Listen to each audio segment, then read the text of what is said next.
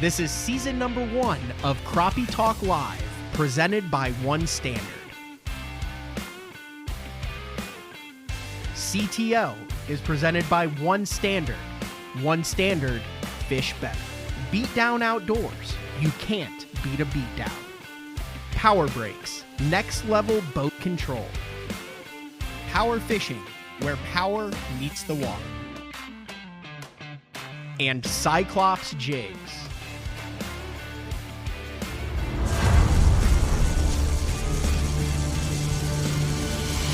CTL coming at you. Good evening and welcome. Three. That's why we can do this. Zeke, Matt, Pangrac, along with guest host. No, not guest host, co-host. Zeke Anderson there. If you just watched that, you got a little fired up in this episode, Zeke. I did get a little fired up. We were catching some really good fish. No, just true gigantes, but it felt good to lean on at least some 180s and 190s. And obviously Levi caught that 225, which was the first 2-pounder of CTL. Hopefully many more to come as the winter progresses. But it was a very fun day on the water, doing something different, a little out of the norm. A little bit of hiatus there for CTL over the holiday break. I know you had a little bit of truck trouble there in December, but we got that all dialed in and fixed. And like I said, this if you're used to, we had Todd Castledine on BTL earlier this morning. And then I went and made a guest appearance on Austin Cranford's YouTube channel over in the best spoonbill lake in the country, in the world, 3. And I'd never done that before. I know Austin had never done that before. And we ended up catching 6 with I think we had 2 over 60 pounds, which is fantastic. I mean, you called me on the way back, and I've done it several times before. And Matt said, "What's a giant spoonbill?" And I said, "Out of that lake, 80 plus."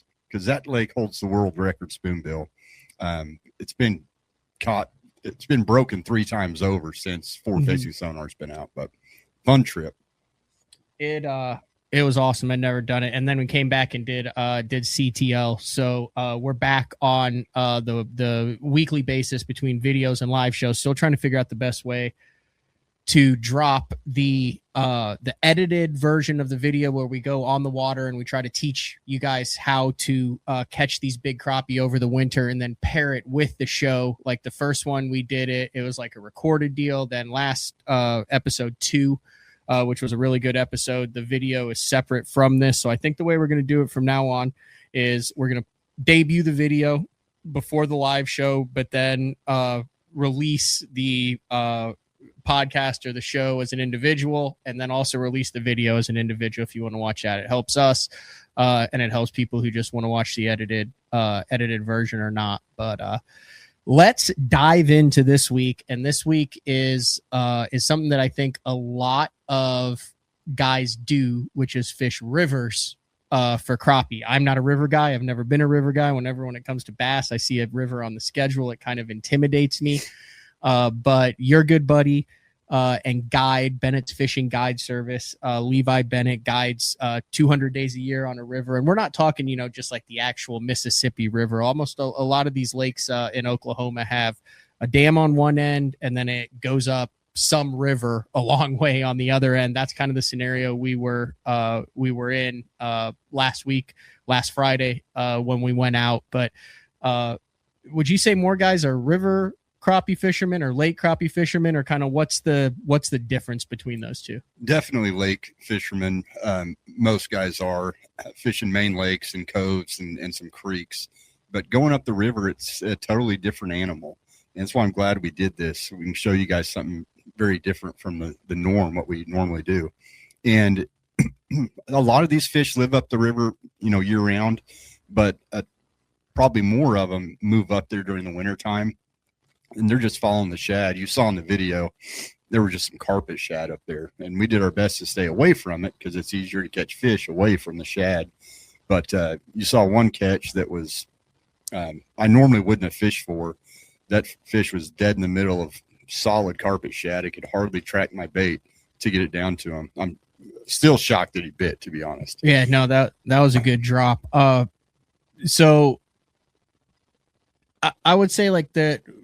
If you have crappie in your area, there's probably an area similar to the one that we were on within 50 miles of where you live.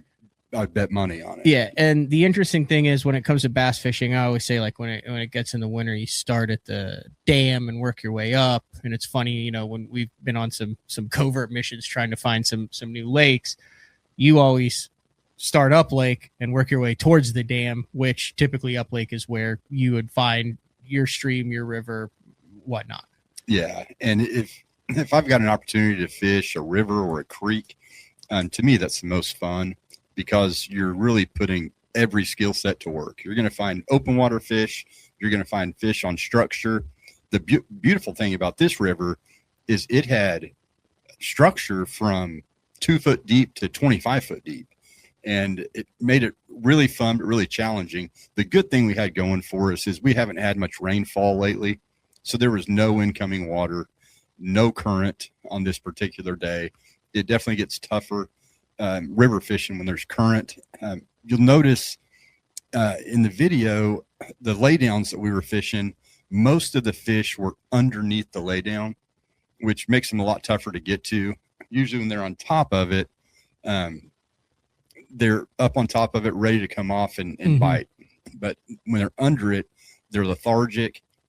And I think that in rivers, they stay under it just in case current kicks up. Crappie don't like current. They find a current break somewhere on a drop or behind a stump or under a tree. And so it's tougher to catch.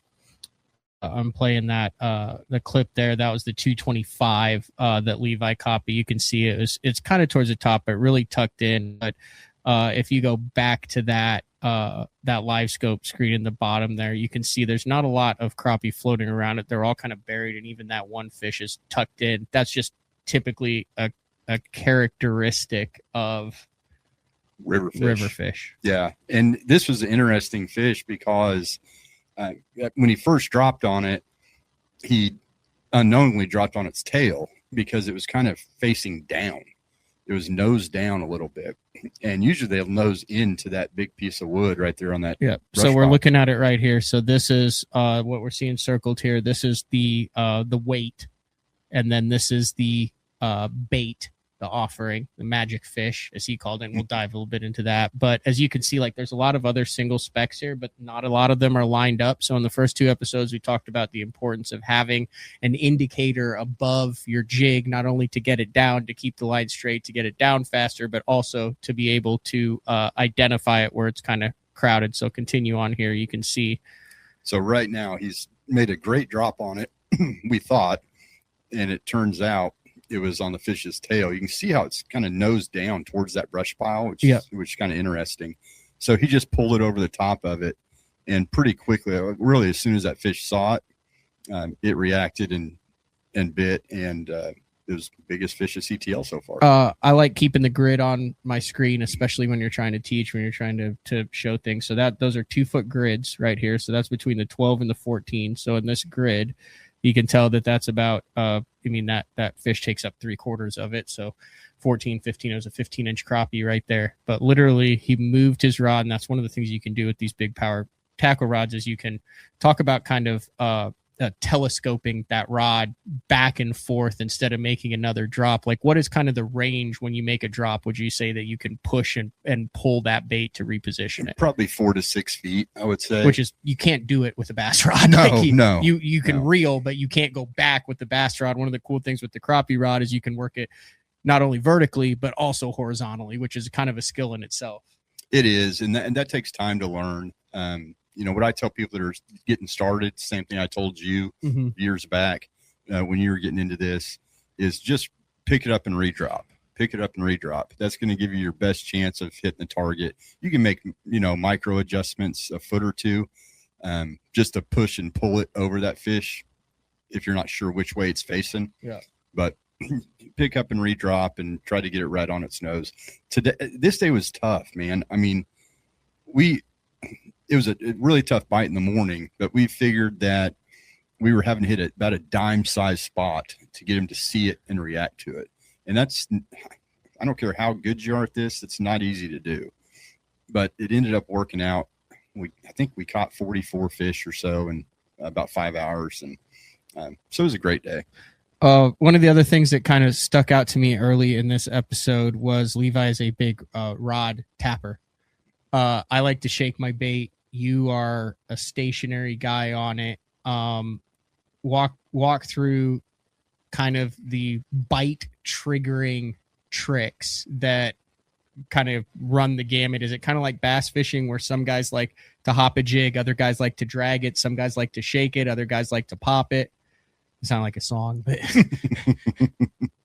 next musical feature. Yeah, is that a personal preference, or is there a science to behind getting those fish to react? Honestly, probably the people have their preferences, but I think the best trick is what Levi was doing in this episode. Was just tapping on the rod, and that's just getting the bait to vibrate under that water and get the fish's attention. We're just trying to get him to see it when we do that. He talked about you don't want to jig it up and down, because when you're using a 12 to 14 foot rod, a very small jig up and down is going to move that bait 6 to 12 inches away from the fish. And so you're kind of doing the opposite thing that you want to do by getting its attention. So if you get it down there, it's lit up, your jig's lit up, the fish is lit up, and so you're on it. Just tap that rod, tap-a-roo on that rod. Yeah. And 9 times out of 10, it's going to work and get them to fire up and notice the bait. I think these fish fall asleep. Fish got to sleep, right? Yeah, you talk about that like legitimately. When I was down in Mexico last month, Josh, who owns a lodge, I went out for an afternoon with him, and he kept saying, "Oh, you got to wake her up," because we were scoping for him. And he was like, "No, I'm serious. Like that bass is asleep. Like you'll wake it up and it'll go, whoa,' and then it'll see it and it'll eat it." Like you think the crappie are a lot of times when you made a good drop, it's on the head, it doesn't move. You think that fish is actually asleep. Actually asleep. If they never start flashing on the screen, they just stay that one solid color, and you've been all over them. There's only one trick I know to get them to fire when they're that lethargic and that dead asleep. And that's to stick your long rod down in the water and just swoosh it around a little till they wake up and start moving. And then usually they'll swim 10 or 20 feet. You got to follow them. And as soon as they stop, they'll give you another shot at them. If they're swimming slow, then you can catch up to them and pitch in front of them a lot of times, just depending on how active they are. But usually you got to wait till they stop and get a good drop on them again, and they'll fire off. Spook factor on this. Like I said, you listen to the first 2 episodes. Highly recommend you go back and do it. We kind of go through the basics of what we're doing with the rods, with the power fishing. The rods that are designed by Todd Huckabee, who's legendary crappie angler for the last 3 decades. Little over 3 decades. Yeah. Insane. And the 1/4 ounce weight, 18 inches above the bait, like, one standard plastic, an 1/8 ounce. If we're going down like on these river fish, they're finicky. We ended up going to a 1/24 ounce Cyclops. We'll get a little bit more into the baits later on. But with that setting, we find them on 50, you zoom in, you catch them on 30. Those fish are all between 8 and 12 feet in front of the boat. I did not see over the course of the entire day we were out there a single fish, what I would say, spook. There wasn't a fish that seemed flighty. Like even when you dropped on it, there were fish that were swimming, but there wasn't a single fish with a boat literally straight above it and dropping on it that spooked.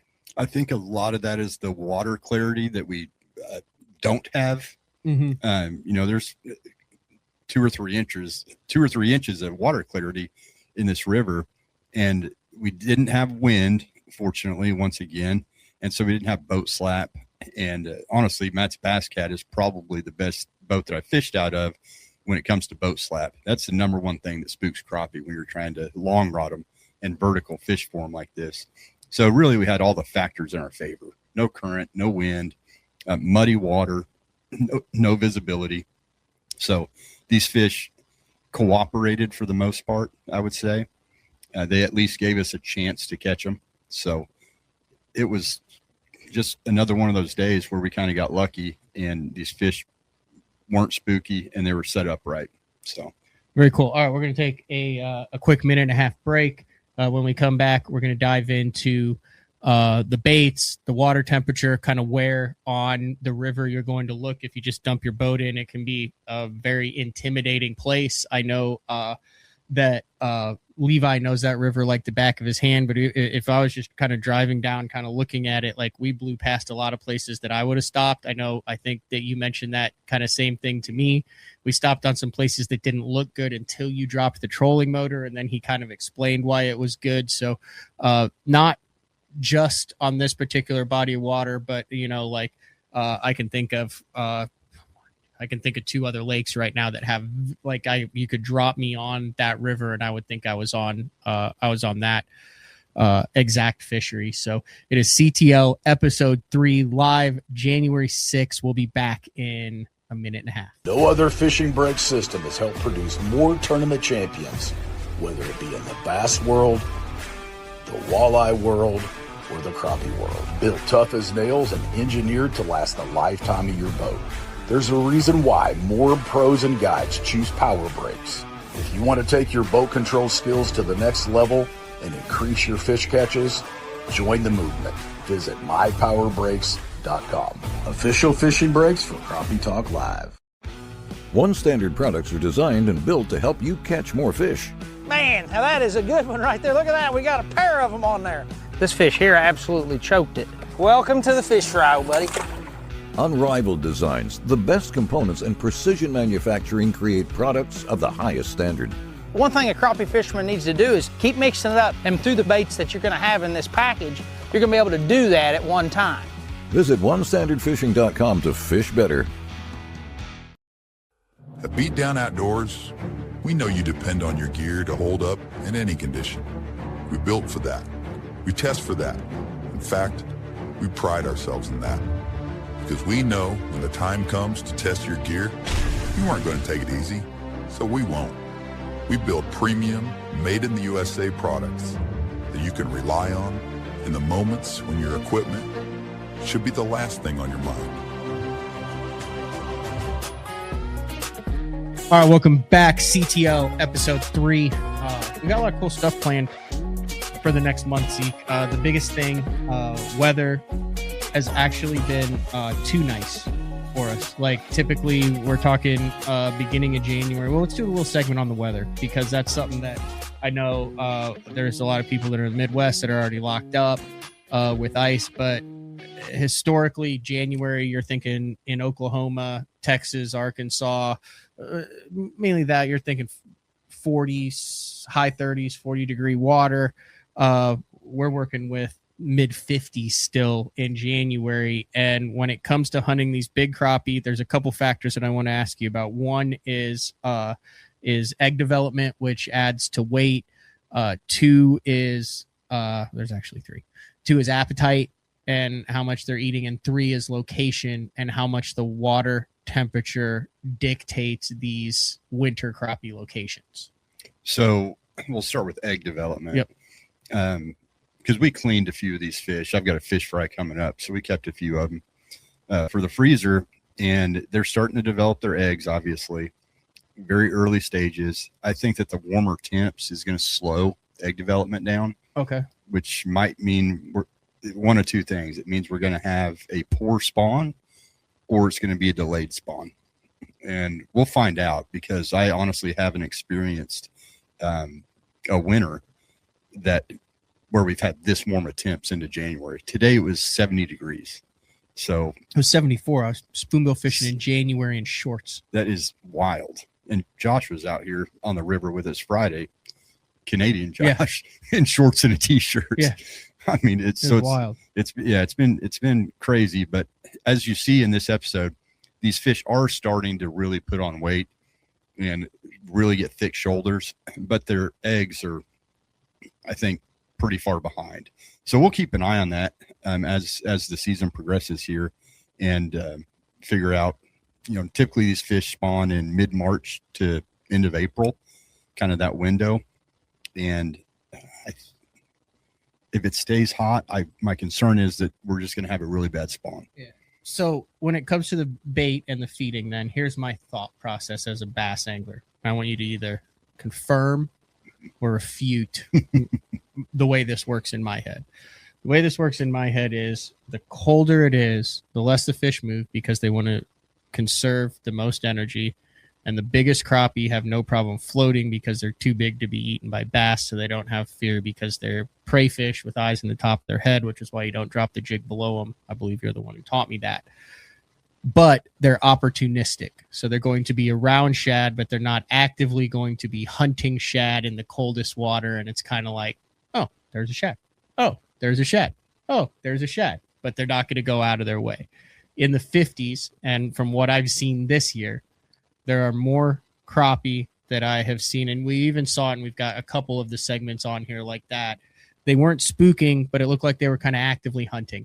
They were swimming around more. They were going out. They were looking for food more, which you would think would be a good thing. However, in the style of fishing that we do and the way that we do it, moving crappie equal difficult crappie to catch. Is that somewhat computing in my brain? So I agree with part of what you said and disagree with other parts. As far as them being more lethargic when the water's colder, down in the 40s and even the 30s, absolutely true. But when they decide to feed, they feed heavy. I mean, heavy. Their stomach, we're not seeing fish yet where their stomachs are just bulging with shad and shad tails hanging out of their throats. We'll see that in the next month, hopefully. Oh, we will. We definitely will. Some of the places we have planned to go, we should see that pretty soon. But it is not uncommon to catch them with shad tails hanging out of their throats. Right now, with water temps in the mid-50s, they don't need to eat a whole lot.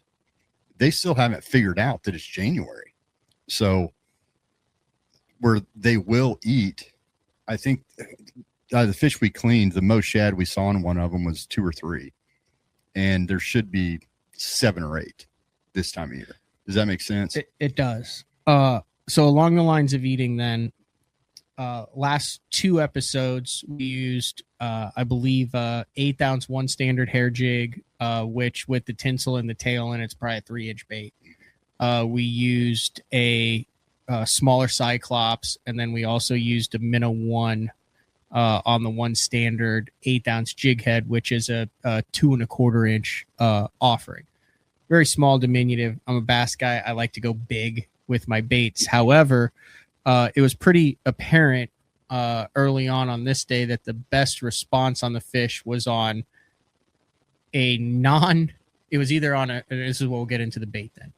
It was on a non-shad colored, it's like a purple 1/24 ounce hand-tied Cyclops, which we've showed before. Did you ever find those jigs? Okay, so we'll get into that. So I don't understand why something that looks like not a minnow and is so tiny is so effective on fish at certain times. I want to use the biggest bait that I can use that's going to catch the most fish, but there are days that you have to downsize to catch the most fish. Not that you can't go catch them on a 2 1/4 inch 1 standard minnow, because we've obviously caught plenty of fish on those, but for whatever reason, these fish were acting a little finicky on Friday when we were there.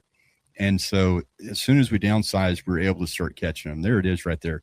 Purple being the color, not a color I typically go to. Really? See, I thought purple was like a gold standard in crappie. I love crappie fishing with a purple jig. It's a very, very popular color. I'm weird. I'm a 2-color guy because they pretty much always work. Gray and white. Okay. And I'll show you some of those. We got some jigs with us here in the studio. But sometimes you just have to downsize to get more fish to fire and catch the most amount of fish you can. The other thing we did in this episode, because Levi's a guide, he always has minnows on the boat. And we had 2 or 3 fish that wouldn't fire on a jig, and we tried a 2 1/4 inch plastic and the 1/24 ounce hair jig. As soon as we put a live minnow down there, they would smash it. And he also talked a little bit about, and this is an old Todd Huckabee trick. I'll give Todd credit on this. He taught Levi and I both this. And Levi, I apologize if you figured this out on your own. I'm just assuming. But it talked about cutting the minnow in half. Yeah. I'd never even heard of that. Yeah, I it's only wild. thought they only did that up there on the rattling jigs under the ice for walleye. It's not something I ever would have thought of until Todd brought it up to me, and it saved many of guide trips for both him and Levi. And just literally cut it in half and worm it on the hook, kind of snug it up right there to your jig. And my best guess is it's the oils that come off of there. Okay. Might create some scent and gets these fish's attention and gets them to fire off. And it's something different. Most people don't do it. They think if the minnow's not alive, then they're not going to use it. So it's just another trick to try. I would, here's what I would say. I found that when I was quote unquote learning, I'm still learning. There are a handful of you guys, and I would find that there would be minnows in the boat more often than not. As my skill set developed, minnows disappeared. Yeah. Yeah. Basically, you guys are going, hey, we want to make sure Pangrac catches them. We're gonna bring some live bait. I cannot remember. I have never one time, and that was we were slip corking. My buddy Juice and I were slip corking over some stumps. Have I ever bought minnows? The rest of the time, it's all plastics and hair. I haven't had a minnow in the boat. This is the first time in 4 years. Yeah. That I've been in a boat with minnows. But I would say it definitely expands the strike zone in when the fish are finicky. Absolutely. When they're not, I do not think there is a bit of difference between a plastic, a hair, or a minnow. But when the fish are finicky and you're learning, it expands the strike zone. Even if you just take a jig head, a plain jig head, the 1/8 one standard, or even just a 16th ounce Cyclops or whatever you want to, and put a minnow on there, I think that your strike zone is going to be expanded when the fish are finicky. It's definitely going to be expanded, and I'll tell you why. If it's a live minnow, you put a minnow on with the weight maybe 6 or 8 inches above the hook, that minnow is going to go down there and be swimming around scared for his life, and you're gonna have a lot better chance to get that fish's attention. And it's going to irritate the fish because he's just sitting there trying to mind his own business. And so a lot of times my feeling is they eat it out of one, reaction, and 2, because they're ticked off. And then you talk about the swimming around. Levi was taking a dead minnow, cutting it in half, and then threading it onto his hook like a plastic. Yeah. I mean, there was no finesse to it. No, and it's just wild that there are days that he'll do that. He won't put a bait in the water without doing that. Just because he's figured out that day that that's what he has to do to get him to fire. And like I said, I think it's the oils coming off of there in the water, and it just helps get their attention. So, but it's just another trick to try. I mean, some days you got to try everything. When we kind of did that. Yeah. What are your thoughts on the power bait crappie nibblers? I know back when I fished Thunderbird, Jaron Miller, my buddy, he had a couple slips out there. Big power nibbler guy. I don't ever use them personally. I know a lot of guys that do, my dad being one of them. He is a nibble guy. You get on his boat and he's got crappie nibbles really crunched in his carpet, all over the place. Yeah. Anything that slows me down, I tend to not use. If a fish doesn't bite, then my thing is there's another one 20 feet away somewhere. I just got to go find it and find active fish. So crappie nibbles slow me down because they don't stay on the hook very well. Minnows slow me down because 1, I got to go buy them in the morning. 2, I got to try to keep them alive. 3, I got to bait my hook. That's why you see me most of the time. Plastic slow you down because they rip, they get tangled up. You're a hair guy. I'm a hair guy. And the guy that ties my hair jigs, Heavy D's hand ties maybe the best hair jig out there. He's very meticulous about it. They're not the cheapest hair jig out there. But all right, walk me through what and you have some there. I can show them there. Walk me through what when you're doing like the hand tied like that, like walk me through that jig. So a couple things that I love about his jigs is he overwraps the collar of the jig, and then he glues it. So this thing is never falling apart. Another big thing that he does different is he ties a short body on the jig. Most guys tie it all the way down to where it starts the J. And so you'll notice the tail on his is barely below the bottom of the hook. So many fish short strike and just grab the skirt. And that's why your plastic jigs get pulled, down off the bait keeper so often. But the way he ties them is just, it's beautiful. Yeah. So let me see that jig real quick. This is the other thing. So I'm about motion. Like I said, a lot of bass anglers watching this. I know we're welcome to the crappie anglers, but there's a lot of guys who crappie fish who this is kind of like how to throw a bait caster for the bass guys, right? With what we're going through here. But I mean, it's like till you know it, you need to know it. There's no motion to this jig.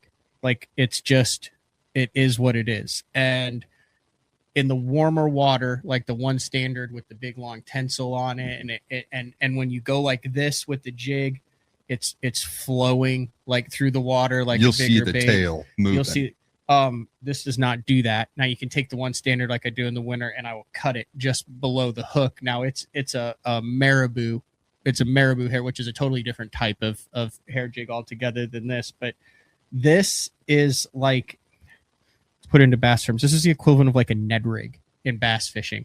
Like you can go like this and the jig is just going to go like it is what makes them eat. Is it the profile? Is it the size? Is it just, it doesn't have to be wiggling and have motion. It just needs to be in their cone and look like something that they can eat. It's just is mimicking a very small bait fish, a minnow or a shad fry, something like that. And sometimes when you get too much motion on your jig, it'll actually spook the fish. Okay. So you got to kind of watch out for that. And you'll figure that out in the first 2 or 3 drops that you make that day. And then you just adjust from there. Like Matt said, if you got to cut the tail down, I even do that on plastic jigs sometimes, especially if it's got a beaver tail on it. If it's not more of a swim bait, then I'll trim the tail down.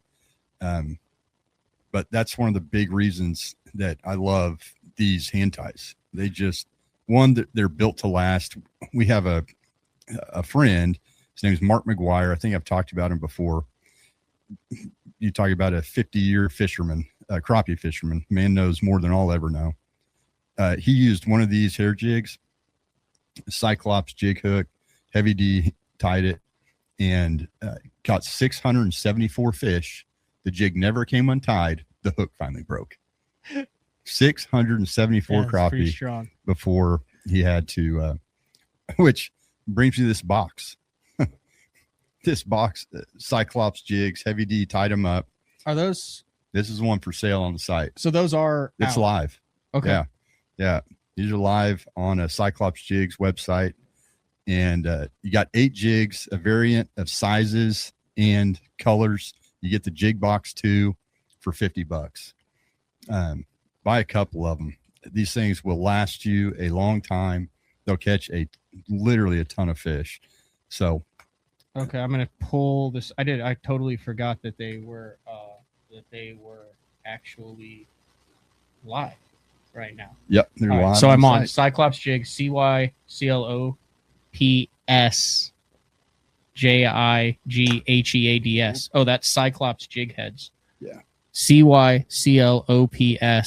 jigheads.com. It's literally the first thing that pulls up. So this is 1, 2, 3, 4, 5, 6. So this is 8 jigs. And did this have anything to do with the CTL, like where we were like, hey, let's put a package together? 100%. Okay. Yeah. If you're getting started in like this and you want it, or you're a crappie guy, this is what you need for the smaller stuff. Like for the tinier stuff, it's very hard to find the very tiny, the 16th and smaller, the 24th ounce. The hooks in here are the right hooks. The eyes, the heads are the right. I'm 100% on with Zeke. These things are tied. $50 of this, and your micro hair is handled, and you can go to any of the crappie fisheries, put it in front of them, and if they're not going to eat this, they're not going to eat. They're not going to eat anything. And I'm dead serious on that. Like it took me a while to come around on the micro hair with you. Would you not agree? What took you Like years? literally you would get in the boat and just chop everything off that I had on. And then as soon as you would leave, I would chop everything off that you had on and go back to the 3 and 4 inch minnows. I love it. I love it. The Cyclops scoping hair jig box, $50 on Cyclops jigs, CYCLOPS jigheads.com. Link to the website is in the bio of this show on YouTube, also in the MP3 description. This is badass. So this is the first time I've actually, let me see that box. You lost that box before the show, so you ran into this show when it happened. And does it come with the box? It does. So it comes with the box. Here, let me get this out.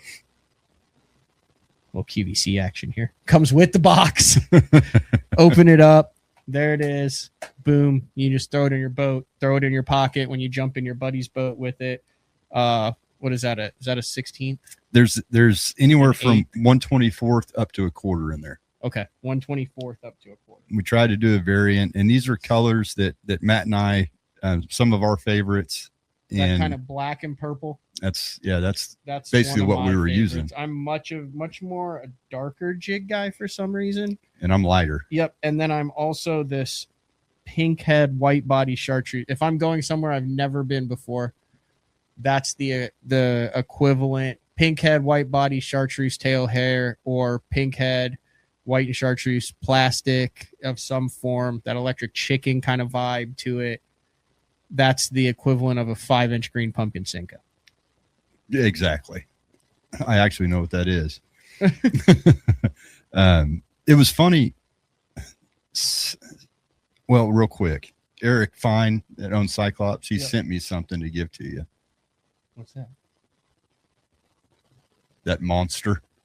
Oh, yes. Now we're talking. Uh-huh. I knew you'd like that. I don't think you can even buy these, can you? No. Oh, dude. So this is his bass scoping head. Mm-hmm. Looks like it's a 3/8. 3/8, yeah. 3/8, a bass scoping head. It's he tied that for bass. He tied up 10 or 12 of them, or Heavy D did for him. But he said, give this to, last time I saw him, he said, give this to Pangrac. He's going to love it. Yeah, no, that'll be tied on for our next episodes. I actually, on the last ones that you gave me, actually also sent them to, juice ties. And I said, Juice, I need these tied. Yeah, so we'll play with some bigger baits. All right, yeah, if you guys have any questions about it, you want to walk through, you want to get some others, like I said, this is the first time that Cyclops has offered the tied jigs on their website. Like their jig heads, not crappie jigs. They're crappie jig heads and bass jig heads. But this is like a cool little collab that I knew was going down, but didn't know it had gone down. Yeah, it's awesome. It's going well. He's already sold quite a few of them. Gray, huh? You're a bit. I'm a big gray It's guy. hard to find it. You don't see a lot of gray. What do you think it is? A silhouette or a profile or what? It's probably just me. I've said it a lot in the past. If you have confidence in your bait, you're going to catch more fish because you're going to work harder to catch more fish. And those two colors, gray on gray and white head, pink body, or pink head, white body chartreuse tail, is my go-to. Like Matt said, any new lake I go to, that's where I start with. But it was funny on Saturday, I went to Eufaula fishing, and we smashed them. We were just fun fishing. Like I said, I got this fish fry coming up, and we just crushed them, but they would not hit a hair jig. We had to use a 1 standard 2 1/4 inch. The plastic. Uh-huh. What in your opinion is the difference between a plastic and a hair, and why and when they prefer one over the other? It's really hard to say. Just some days are different.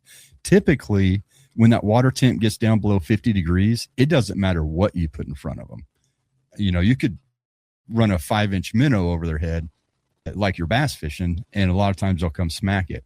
That giant hair jig, that big 3/8 ounce that I just gave to Matt, here in another 2-3 weeks, when this water temp keeps dropping, they're going to hammer that jig. Yeah, it's just the opposite of crappie than it is in bass. You can go bigger and more bold the colder it gets for crappie, whereas you go smaller and less intrusive for bass. I didn't know that. Yeah. That's very interesting. As a general rule of thumb. Sure. And the same with crappie, general rule of thumb. I mean, obviously there's seas catching. But I wouldn't drop this in July. No. You wouldn't catch anything. You wouldn't catch a thing. You would not catch a thing. December, January, February, this thing. Into March when they're pre-spawn mode and they're just hitting anything you put in front of them and they're the biggest they're going to be all year, that bait will catch the fire out of them. Mm-hmm. Big heavy hook so you can just... Yeah, it'll bury right in the roof of their mouth, right where you want it, and you'll be digging it out with pliers. So, big lesson in this episode. Couple more things before we wrap things up for the evening is the carpet shad and fishing amongst the shad. It's the most frustrating thing to try to catch fish, and we're not talking with like balls of shad. But I have yet to have a good day of crappie fishing when you drop your trolling motor and there are shad everywhere. It's tough. And a lot of times we'll just use our side and down imaging to know if we're on top of carpet shad. And you guys know what we mean by that. Just those big lines and layers of thick shad. Too much competition. And the crappie obviously want to hang out close to the shad. But I remember one time we pulled the trolling motor up. It was just solid carpet shad, and we just started idling. And as soon as the shad got softer on the screen, then we stopped the trolling motor down and began fishing again and catching more fish. It also, in this clip, it is hard to track your bait through there. Yeah, you can see after it goes away, you can watch it here. I didn't put a highlight on it because quite frankly, this took a long time to edit. Okay, so there's your there's your bait up there. And I just had it barely in the water, just waiting to get lined up. And you can see it now. There's your crappie right there. Well, there's my bait. So you'll see as it goes through. Watch this. You'll see as you get down into the shad. There's the fish. You made it 25 feet as it is. It's somewhere in there. Yeah.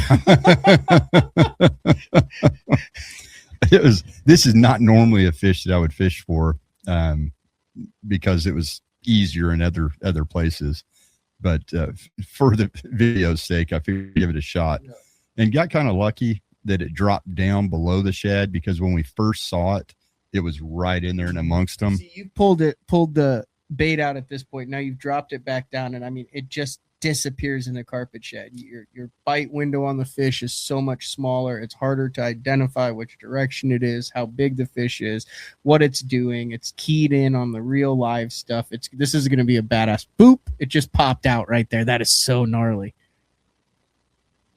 It was I mean, honestly, I feel like I got kind of lucky on this fish.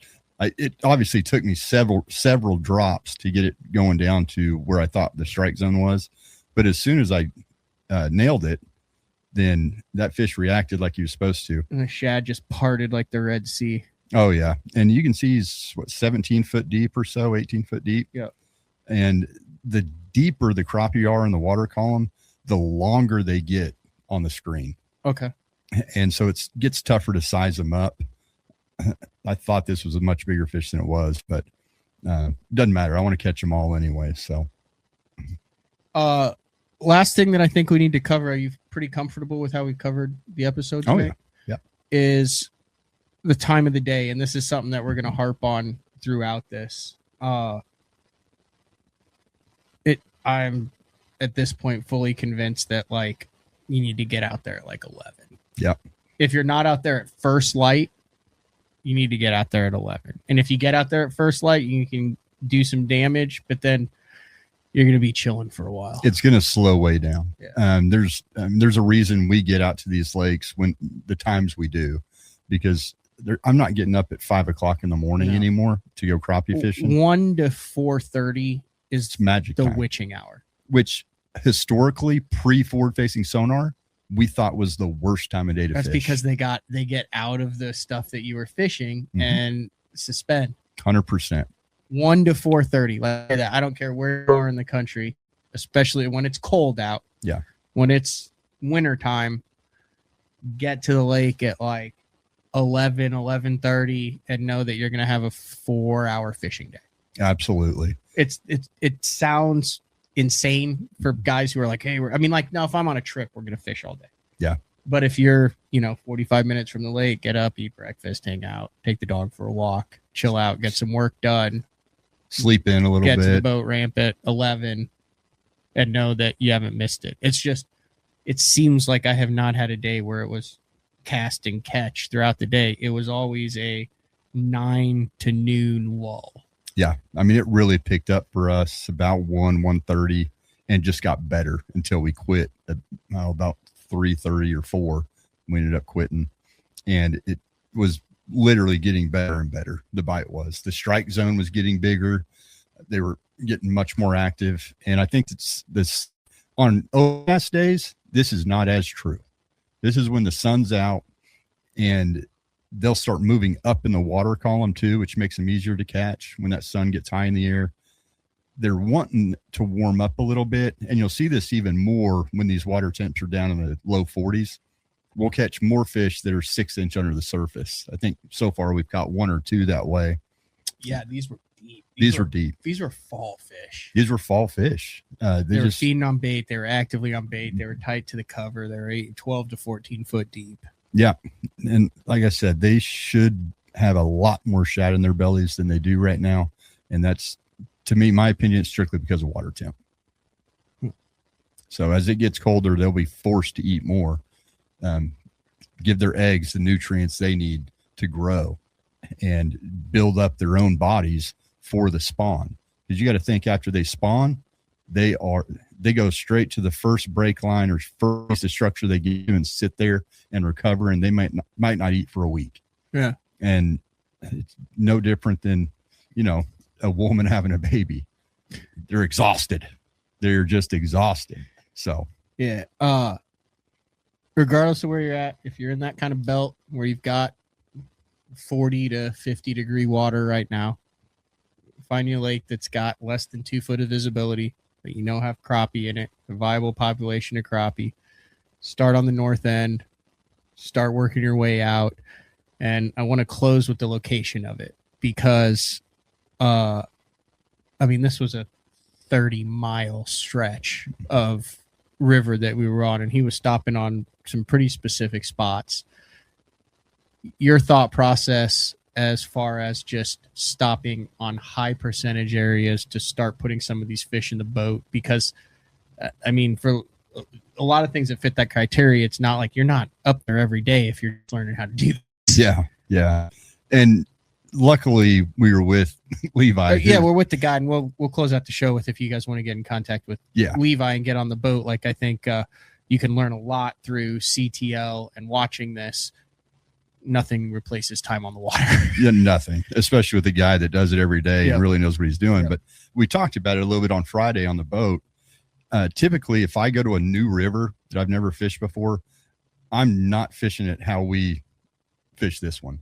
I'm going to every bend in the river. And the reason bends hold fish, there's multiple reasons, but 2 of them specifically are that's where wood gets hung up, and crappie love structure, obviously, especially in the rivers. They got to have somewhere to hide to get out of the current. And also that's where eddy water is created, if there is current.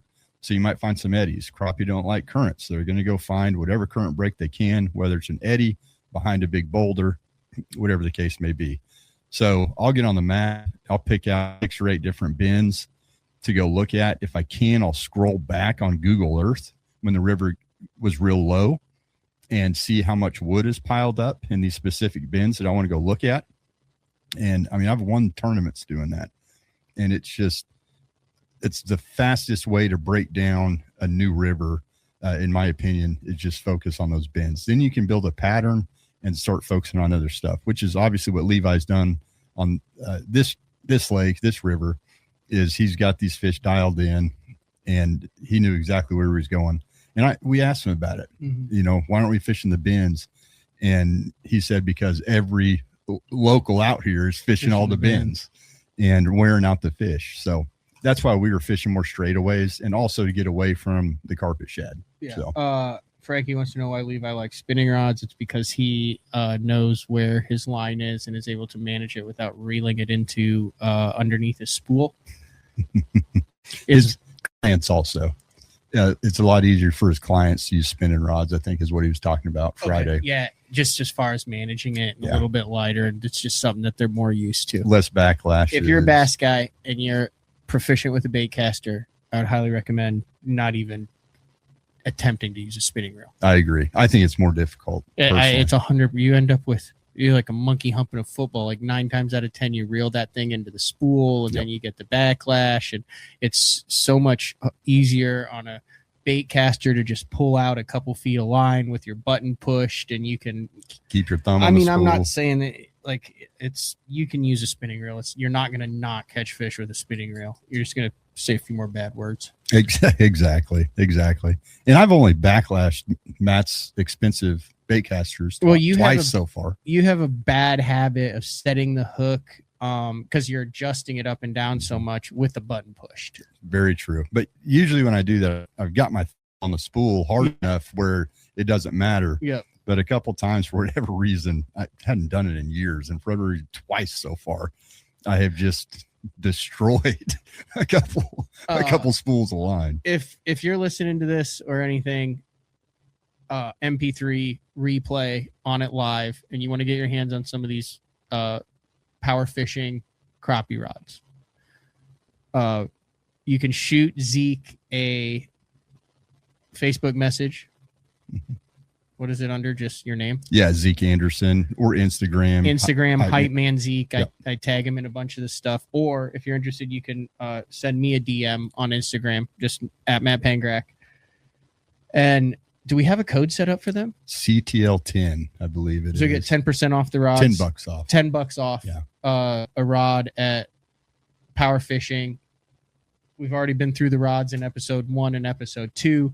Recommend a for starting out a 12 and 13, maybe a 14 footer. They're $150 a piece. You save a little bit of money. The whole goal here for me was to have a complete system between one standard and Cyclops and the power fishing rods and all that, to where you could fish all winter for less than $500 and have everything you need. Like, to me, one good bait casting combo setup for bass fishing, which I know this sounds ridiculous, but $500.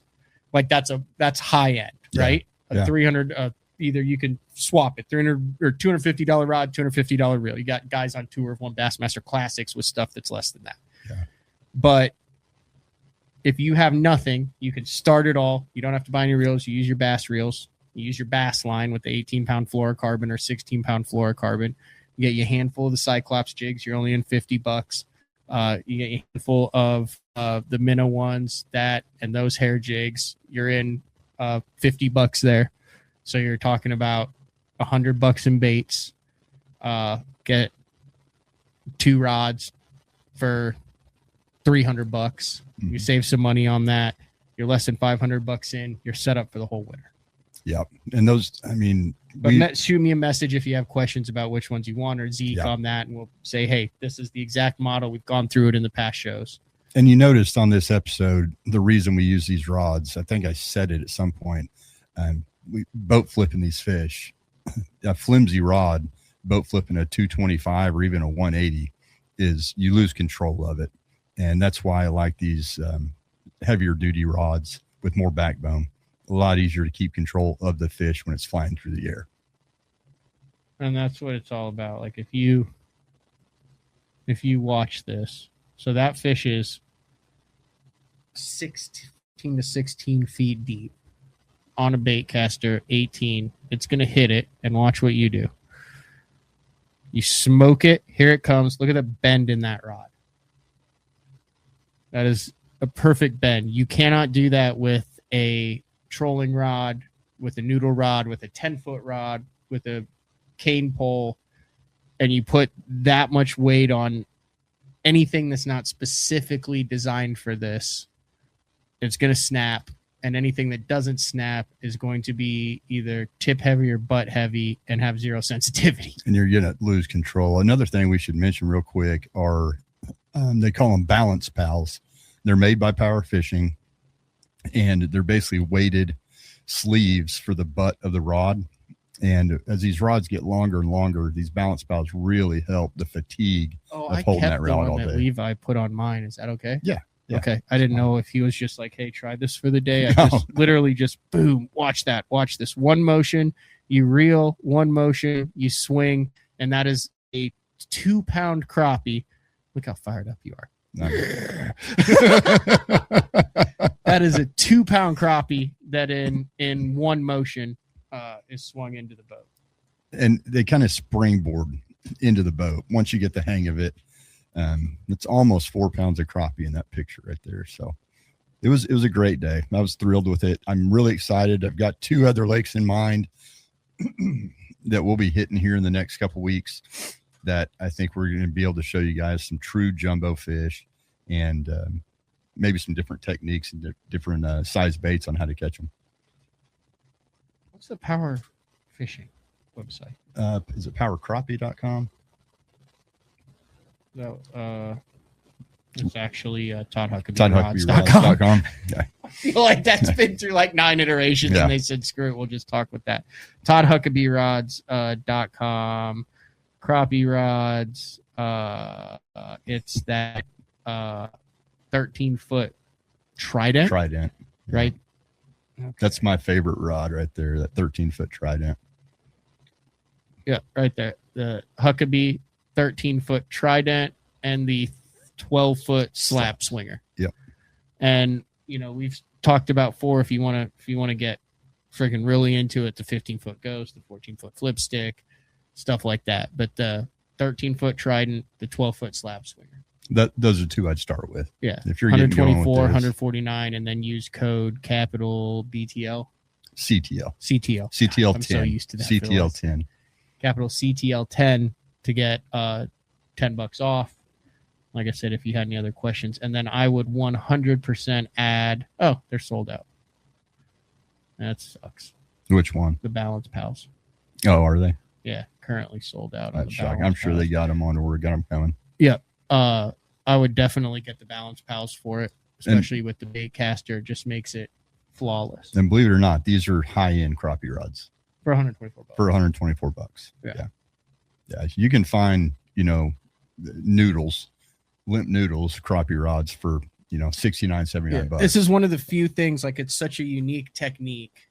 It's kind of like the spoonbill fishing today. Like, if you don't have the stuff for it, you have 0% chance of catching them. This is one of the unique things, and why I think it is so cool is to get that long rod in guy's hand. That sounded weird. Is to get that long rod on the boat for the first time and experience, dropping on a fish and putting it right on their nose. We need to try to send the show at this point. Yeah, that one got me. It did, but it's a really cool thing. We're 3 episodes in. This is probably the last show that we're gonna really harp on the basics. Yep. And now it's trophy hunting. Little teaser of what we got coming up, Zeke. So I got word just a couple hours ago from one of our favorite lakes that it's actually 2 of our favorite lakes that they're fishing extremely well, and we've got a legit shot at putting possibly your PB in the boat.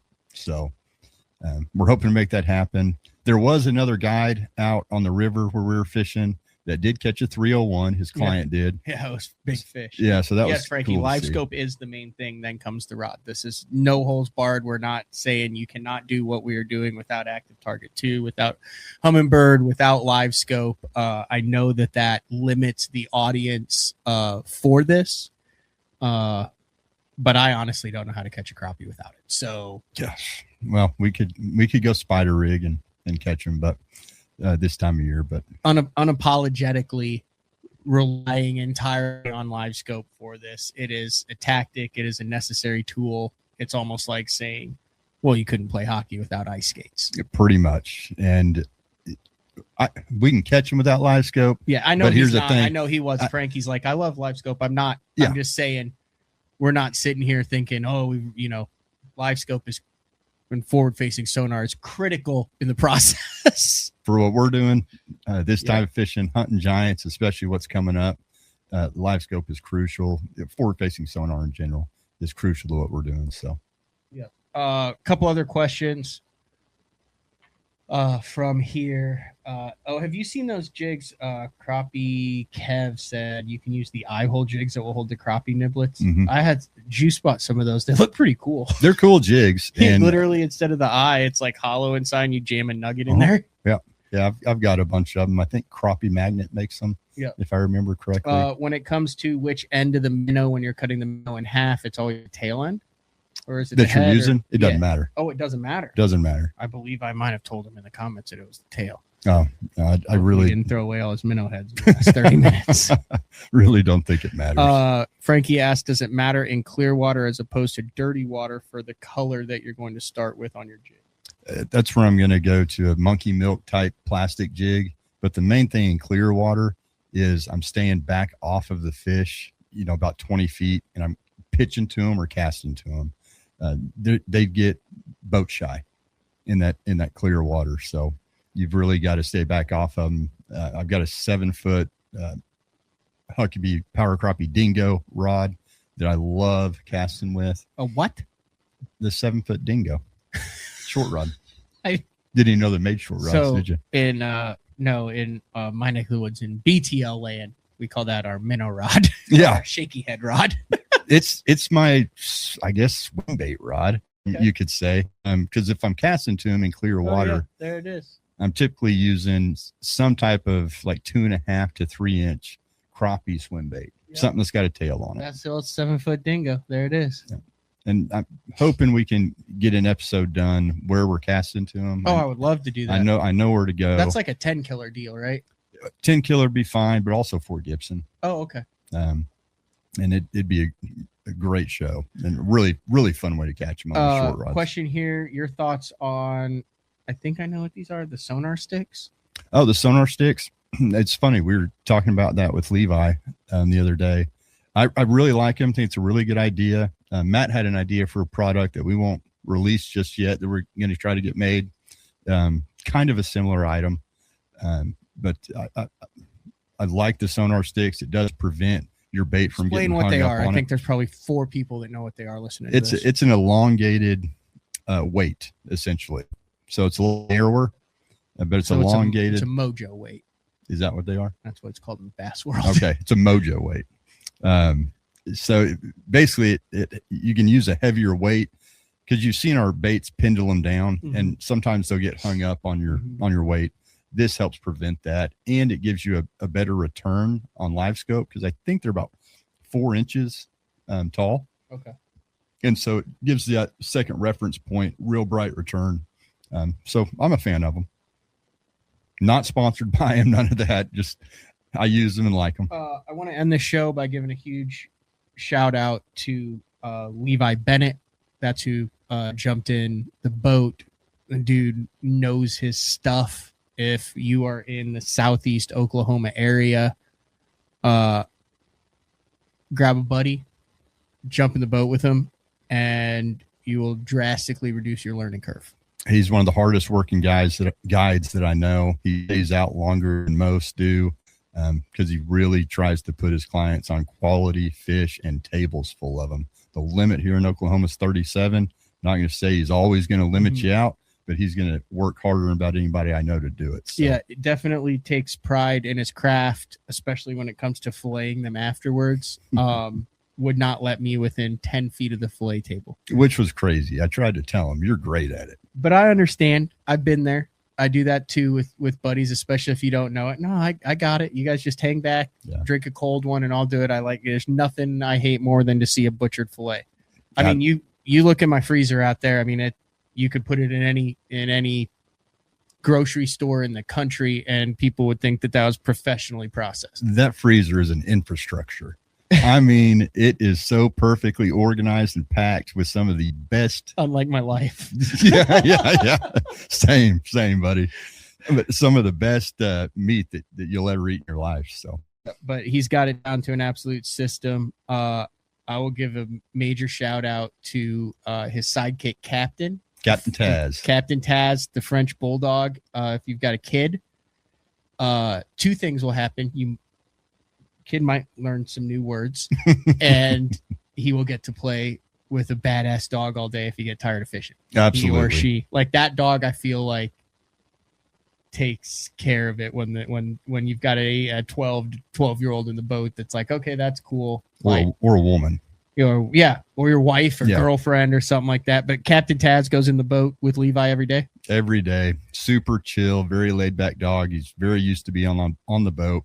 He's not allowed on the deck of the boat when the trolling motor's in the water. So he slid up there for one of mine, but he was also on my boat. Yeah. Not Levi's. Not Levi's.